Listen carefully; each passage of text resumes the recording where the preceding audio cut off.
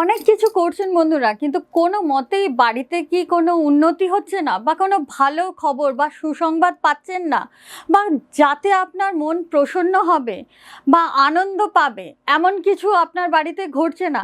সেটা বাচ্চাদের ভালো রেজাল্ট হতে পারে বা কোনো প্রমোশন হতে পারে, যে কোনো কাজ। তাহলে আজই করে ফেলুন এই টোটকাটি। কি করতে হবে মন দিয়ে শুনবেন। বাড়ির যে প্রধান দরজা, যাকে আমরা সদর দরজা বলি, অনেকেই জিজ্ঞেস করেন যে বাড়িতে প্রথমে বাগান দিয়ে একটি দরজা আছে, এন্ট্রেন্স। অতি অবশ্যই মনে রাখবেন, সদর দরজা মানে যেখান দিয়ে আপনি ঘরের ভেতরে প্রবেশ করছেন সেই দরজার কথা। সেখানে কিন্তু বা তার বাইরে কখনো কোনো ভারী জিনিস বা কোনো যে জিনিস প্রয়োজন নেই এমন কোনো জিনিসের স্তূপ বা আস্তানা বা রাখবেন না। যেমন সেটা একটা সামান্য ইট হতে পারে, মাটির ঢিবি হতে পারে, বা কোনো মানে যে সমস্ত জিনিস আমাদের ইউজলেস এমন কিছু হয়তো জড়ো করে রেখেছেন, এটি কিন্তু কখনোই করবেন না।